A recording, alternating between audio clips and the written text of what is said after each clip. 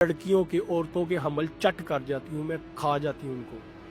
ठीक है, आपने तो बात की ना मिसकैरेज की, कि 3 माह बाद कॉन्टीन्यूसली मिसकैरेज हो रहे होते हैं। मैंने ऐसे केसेस देखे हैं जिनमें लड़कियों के 10-10, 12-12 मिसकैरेज हुए हैं। ऐसा ही है। ठीक है, अच्छा कुछ केसेस में मिसकैरेज होते हैं, कुछ में होता है कि बच्चे मुर्दा पैदा होते हैं।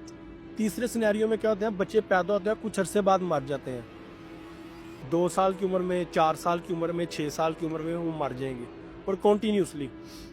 और जितने भी बच्चे पैदा होंगे उनको एक ही बीमारी होगी, वो पाँव से शुरू होगी, वो सर तक जाएगी, और बच्चा एक खास एज में आके मर जाएगा।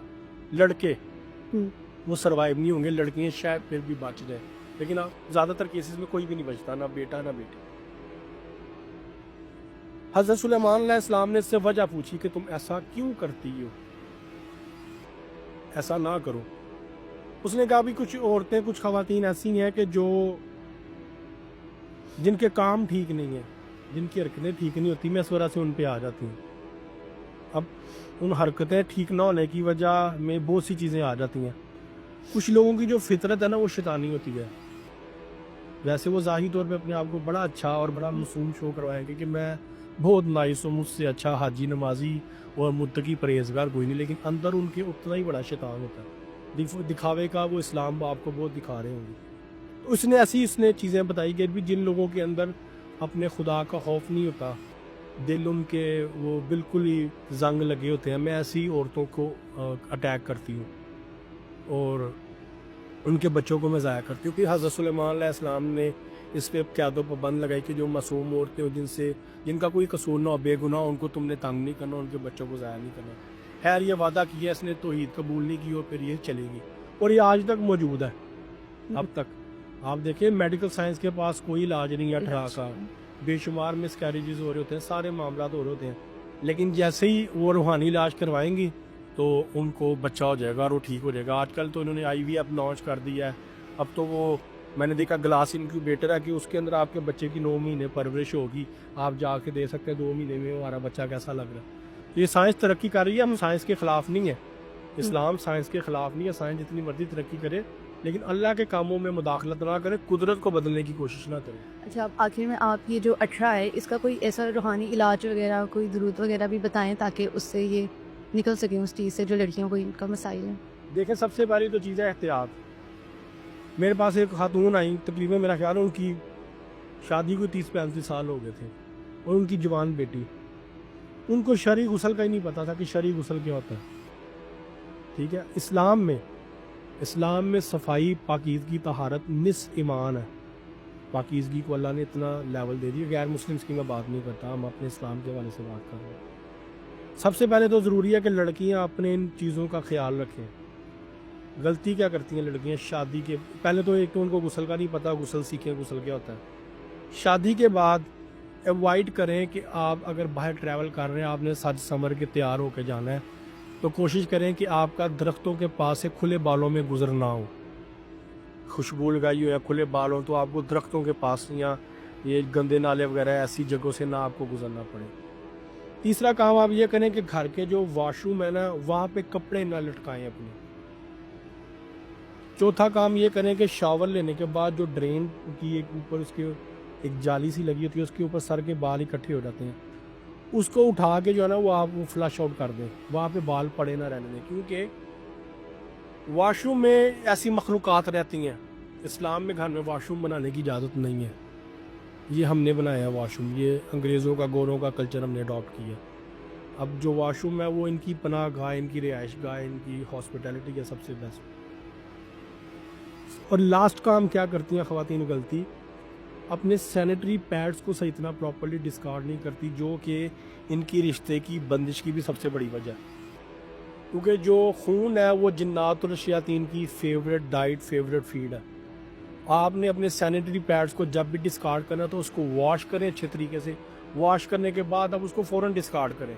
ये नहीं कि 4-4, 5-5 दिन उसको आप वॉशरूम में पड़ा रहने दें, उसके बाद हफ्ते बाद आप वो सारे उठा के तो आप घर के बाहर डस्टबिन में उसको आप करें, ख़त्म करें, वो चीज़ गलत है। ये भी वजह बनती है इनकी। अब ये मैंने आपको एहतियाती तदाबीर बताएंगे। सबसे पहले तो आपने ये एहतियाती तदाबीर अपनानी है कि आप 18 से बच सकें। ये आजकल बड़ा एक चल रहा है ट्रेंड, और ये بہت زیادہ پرابلم لڑکیاں فیس کرتی ہیں، وہ یہ کہ شادی میں نہ کسی کی مخالفت ہوتی ہے، خاص کر کے آج کل کی لو میرجز میں. لڑکی کے گھر میں یا تو اس کی ماں نہیں راضی ہوگی، بیٹے کی ایموشنل بلیک میلنگ میں شادی ہو رہی ہے، یا کوئی بہن نہیں راضی ہوگی، کوئی بہنوئی نہیں راضی ہوگا، کوئی پھپھی چاچی خالہ تائی راضی نہیں ہوگی. بھئی اس نے میرے بیٹے کو ریجیکٹ کیا تو میں نے اس کو بسنے نہیں دینا، اس کی بیوی کو. اس نے میری بیٹی کو ریجیکٹ کر دیا، میں نے اس کی بیوی کو بسنے نہیں دینا. یہ ٹارچر کرنا نہیں. شادی کے بعد جب آپ پہلی رات اپنے سسرال میں آئی ہیں، آپ نے اپنے کپڑے کسی کو نہیں دینے. جو دلہن بارات والے دن اپنے سسرال آتی ہے، آپ کے جو کپڑے، آپ کی جو جولری، آپ کی باڈی سے اتری کوئی بھی چیز آپ نے، ایون آپ کے سر کے بالوں میں جو بلیک پن یوز ہوتی ہے نا، جو بیوٹی پارلر پہ سلون پہ بیوٹیشن یوز کرتی ہے، وہ پن تک آپ نے کسی کو نہیں دینی. ٹھیک ہے. اور آپ کے خاص طور پہ کپڑے، اور آپ نے اپنے 2-3 دن تک آپ نے اس چیز کی کیئر کرنی ہے کہ آپ کے بیڈ روم سے آپ کی کوئی چیز بھی کوئی لے کر نہ جائے. آپ کے کوئی بھی کسی بھی قسم کے کوئی کپڑے جو ہے جو آپ نے یوز کر لی ہیں، پہن لی ہیں، وہ غائب نہ ہو. یہ بھی اس کی بہت بڑی وجہ آج کل. وہ پہلے بندش لگوا دیتی ہیں کہ یا تو ان کی لڑائی جھگڑا ہو، انڈرسٹینڈنگ نہ بنے، فتنہ فساد شروع ہو جائے. آپ نے دیکھا ہوگا کچھ دن پہلے ایک ٹک ٹاکر، اس کی بیوی مر گئی ہے، شادی کا 4تھا-5واں دن تھا. نہیں. یہ بڑا ٹرینڈنگ میں چل رہا ہے ٹاپک. آپ کے میڈیا کے کافی اینکر گئے ہیں. پہلے سب کو لگ رہا تھا کہ یہ فیک نیوز ہے، صرف ویوز کے لیے، ویورشپ کا چکر ہے، لیکن نہیں. جب وہ گئے ہیں، انہوں نے باقاعدہ اس کے ہسبینڈ کا انٹرویو کیا. اس نے بتایا کہ ایسے لگتا تھا یہ دیوار ہم پہ گر رہی ہے، اور 4تھا-5واں دن تھا تو میری ٹانگوں پہ میری بیوی کا سر تھا، اس نے میرے ہاتھوں میں اپنی جان دی، اس کو ہارٹ اٹیک ہو گیا تھا کالے جادو سے. انہوں نے بہت علاج کروایا تھا. تو یہ جو آخری میں نے چیز بتائی ہے، اس کا بھی لڑکیاں بڑا خیال رکھیں. اچھا، اب ہم آگے آتے ہیں علاج پہ. اگر کسی کو فور ایگزامپل 18 ہو گیا ہے، اس کو پتہ لگ گیا کہ مجھے 18 ہے، سب سے پہلا تو آپ نے کام یہ کرنا ہے کہ آپ اللہ سے مانگیں معافی. 2 رکعت نماز پڑھ کے نفلی کسی بھی وقت پڑھ لیں. اللہ کو کہیں اللہ پاک مجھ سے جو ناگہاں انجانے میں کوئی غلطی، کوئی گناہ سرزد ہو گیا تو مجھے معاف کر دے. اس کے بعد آپ نے تازہ بیری کے پتے لینے ہیں، ان کو کرنا ہے بوائل.